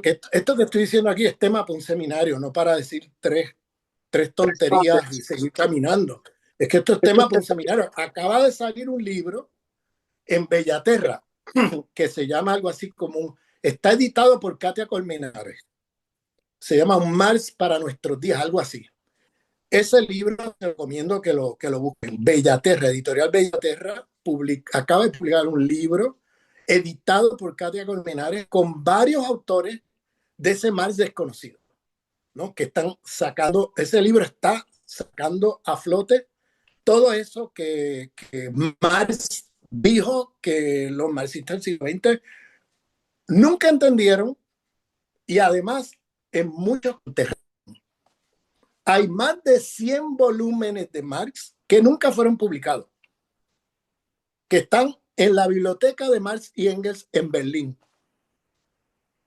Y ese fue quien se metió allí 10 años a estudiar eso, fue Enrique Dussel. Y afortunadamente nos dejó una obra tiene como 6 volúmenes sobre Marx. Enrique escribió más de 80 libros, bien, pero dejó 6 o 7 volúmenes sobre Marx porque dedicó 10 años en los años 80 a estudiar ese Marx desconocido, yéndose a Berlín y a Ámsterdam a los archivos de los libros inéditos, todo lo que quedó inédito de Marx, ir a leerlo y estudiarlo. ¿Qué descubrió? Entre otras cosas, que Marx ya estaba hablando de la teoría de la dependencia en el siglo XIX. Que Marx ya había entendido la teoría de la dependencia, pero 100 años antes que surgiera la teoría de la dependencia. O sea, descubrió muchas cosas de un Marx desconocido. Ese Marx que nosotros estamos aprendiendo de los manuales de Marta Hanecker, de los manuales soviéticos, de ese Marx del marxismo eurocéntrico, es una, vamos, es una distorsión enorme, como ocurrió, vuelvo y repito, entre la cristiandad y el cristianismo. Que la cristiandad es una distorsión, una teología de dominación. Y lo que hizo el eurocentrismo fue colonizar a Marx. Y ahora tenemos un Marx desconocido, un Marx descolonial, que se está trabajando ya, que tiene mucho que aportar para lo que estamos viviendo hoy en el siglo XXI. Muchísimas gracias, doctor. Tenemos unas preguntas escritas, pero quisiera dar la oportunidad a los participantes. Voy a empezar con el doctor Wenner Ochoa, que tiene una pregunta que hacerle. Después le vamos a dar el espacio a Tito Medina y luego un espacio a los estudiantes de la maestría. Doctor Wenner, tiene la palabra.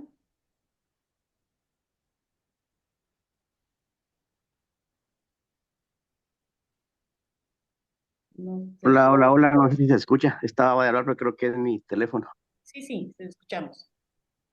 Ok, buenas tardes y saludos ahí a los profesores, la maestra Miner y el profe Silver y al doctor Ramón también.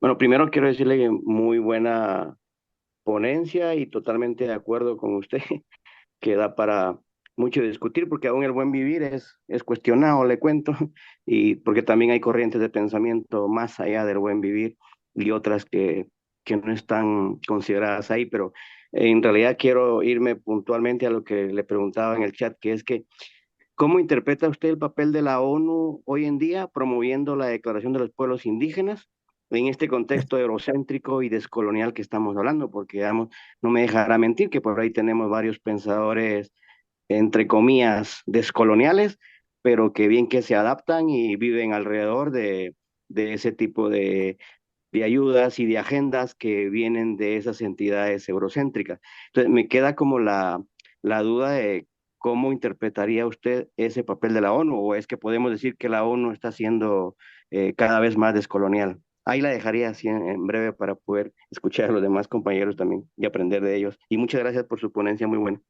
Gracias. Compas, les voy a pedir un favor. Yo tengo un problema aquí de conexión. Entonces, yo no puedo, o sea, estamos llegando ya al límite del cual yo puedo sostenerme donde estoy con la conexión. Entonces, les voy a pedir que por favor hagan preguntas breves para yo pueda dar una última respuesta y bueno, y dejar las puertas abiertas a otro encuentro.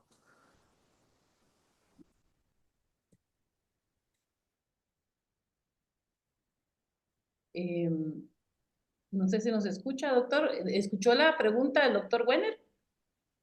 Escuché, pero hay alguna otra pregunta, porque no quiero ir pregunta porque no, yo me tengo que ir. Entonces, ¿hay alguna otra pregunta para hacer un... Sí, tenemos la pregunta de Carlos Oliva, más en concreto. Por Carlos, favor, breve, porque no tengo tiempo. Estoy aquí en un lugar que ya lo están cerrando y que tengo que... Ramón, mucho gusto. Te saluda Carlos Orlando Oliva. Nos hemos visto en otros espacios. Te agradezco. Solo quisiera agradecerte aparte y comentarte que a los compañeros también que este tema, tus temas, los de los hermanos Bautista, los temas de Dussel, sí los hemos tocado en esta misma maestría. Hace como 10 años tuve la oportunidad de facilitar unos cursos y entonces sí ha caído, espero, en buena tierra tu conocimiento. Entonces solo quisiera que ampliaras un poquito, tal vez los compañeros les pueda interesar la crítica que hacen, en este caso, que haces precisamente a los autores, en este caso de los coloniales de coloniales, como Lander, como Cusicanqui, entre otros, y por supuesto revalorizar a los marxistas negros como Claudia Jones, Cedric Robinson, etcétera. Gracias. Gusto de ver.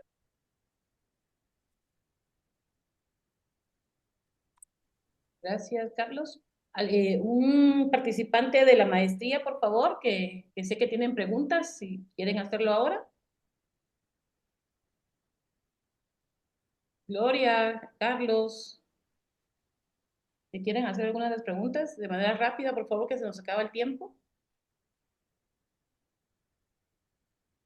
Oye, el primero que hizo la pregunta, ¿pudiera resumírmela? Porque hubo un momento aquí que se cortó.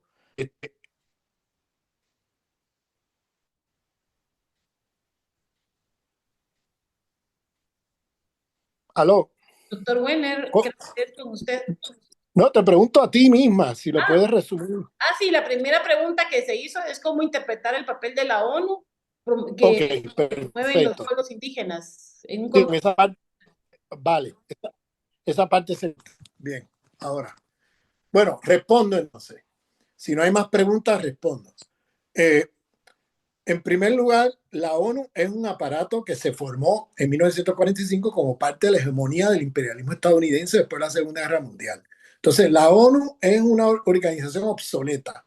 Fíjate cómo la ONU, bajo la ONU se da un genocidio como el que estamos viendo y bueno, y no pasa nada. Fíjate cómo bajo la ONU se invaden países. Se invadió Irak con el aval, perdón, se invadió Irak en 1991 con el aval de la ONU.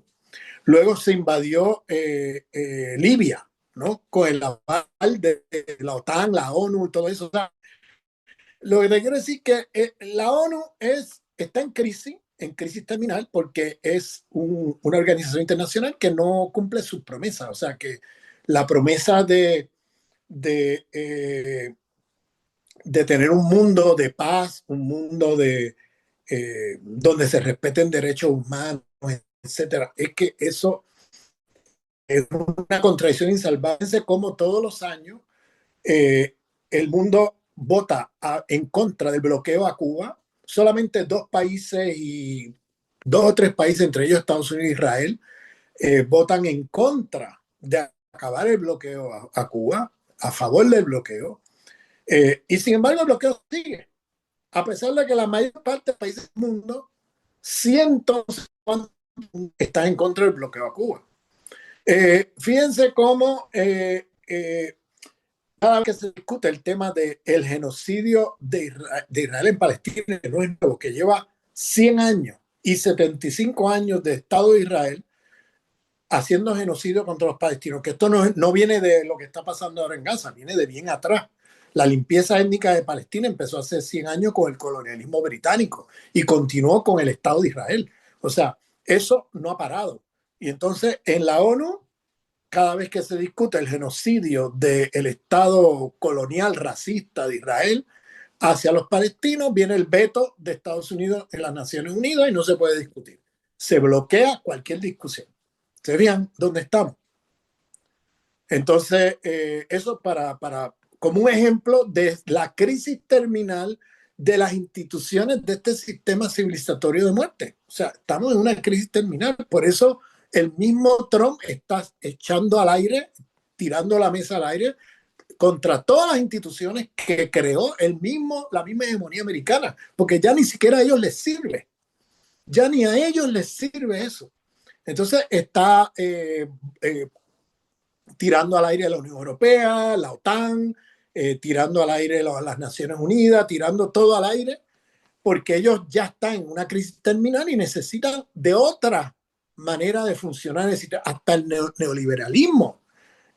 Trump lo está echando al aire con las tarifas y todo eso, porque es un imperio en decadencia que ya no puede ni siquiera sostener los principios que ellos intentaron imponer al mundo por la fuerza, ya ellos mismos ni siquiera se los aplican, porque ellos están en crisis y están buscando una salida a su crisis terminal como imperio y están buscando cómo restablecer el imperio, y para eso tienen que echar al aire todo el sistema de instituciones internacionales que la propia hegemonía americana puso en pie desde 1945 hacia acá. Entonces hay le diga, como una sorpresa escalante de los países europeos sobre el gobierno de Trump, porque Trump lo que está haciendo es echando al aire todo lo que los acuerdos y todo lo que hicieron el sistema imperialista occidental, de los imperialismos occidentales para el orden internacional. Él está echando todo al aire, porque para el imperialismo estadounidense pues ya no les es útil, porque hay potencias emergentes, entre ellas China, que le están haciendo la competencia en el mercado mundial. Entonces ellos necesitan ahora de otro orden internacional que es suicídate o te mato. Fíjate cómo lo que está pasando en Gaza es el suicídate o te mato. Es ya la violencia, la fuerza, la represión, ya están sacando las garras, ¿no? Que siempre las tuvieron, siempre la implementaron, pero siempre tratando de ocultar lo que hacían. Ahora ya no hay nada que ocultar, ya están abiertamente haciendo lo que haciendo. Entonces, y lo que han estado haciendo por 500 años. Ahora ya no lo ocultan bajo un discurso bonito de salvación, de cristianismo, de democracia, de desarrollo, civilización. Ya eso se acabó. Eso ya nadie se lo cree. Y entonces tenemos ya el descaro más abierto y descarado que pueda haber en un sistema de dominación y explotación como este. Entonces, y con respecto a la pregunta de Carlos, que te devuelvo el saludo, Carlos,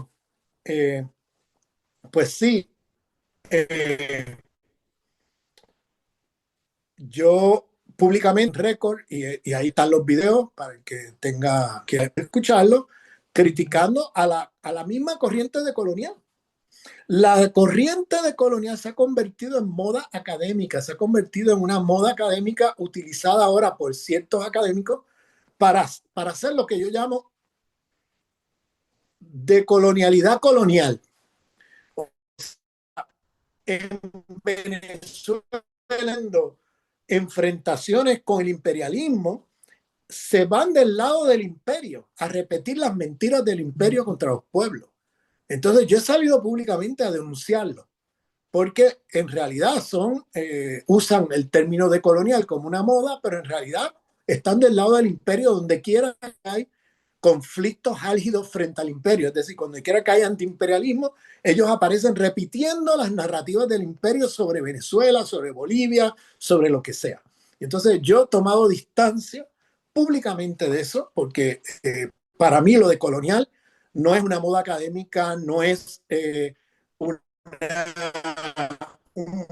una una teoría para mirar el mundo desde el Olimpo. Para mí lo de Colón es producción teórica y conceptual para transformar el mundo, en particular para transformar este sistema civilizatorio de muerte, para construir uno nuevo que tenga allí el buen vivir, que tenga allí lo plurinacional, que tenga allí lo decolonial y que tenga un nuevo sistema civilizatorio que afirme la vida contra la muerte.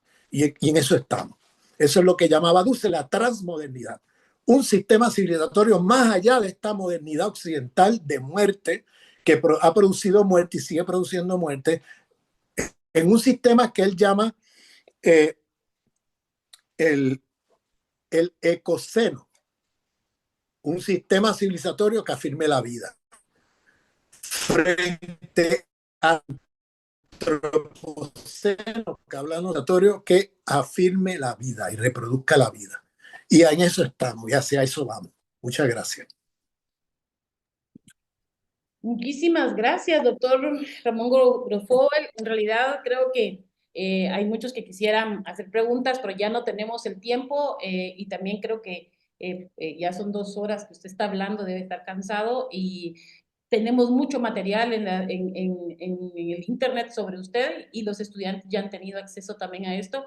Creo que para todos nosotros ha sido realmente un honor haber estado en esta conferencia con usted y sobre todo que nos deja y nos toca a muchos algunos de nuestros puntos de reflexión para que a futuro podamos discutirlo, no solo en salones de clase académicos, sino también con las organizaciones de base, precisamente para no seguir replicando modelos de desarrollo. Sí. Mira, para los que quieran profundizar más en estos temas que he puesto aquí, búsquense mi libro en la editorial ACAL, que salió en 2022, editorial ACAL, que se titula De la sociología descolonial al nuevo antiimperialismo decolonial. Ese libro se lo recomiendo para aquellos que quieran continuar profundizando en los temas que he lanzado hoy. Y nada, hacerle saber que estoy en plena disposición de repetir esto para profundizar en esto y otros temas que se quedaron ahí un poco en el aire. Así que muchas gracias por la invitación. A usted muchísimas gracias por habernos dado este espacio y plantearnos sus teorías de viva voz. Muchísimas gracias, que esté muy bien y un saludo desde Guatemala. Un abrazo. Muchas gracias. Que esté bien, Ramón. Un abrazo. Igualmente.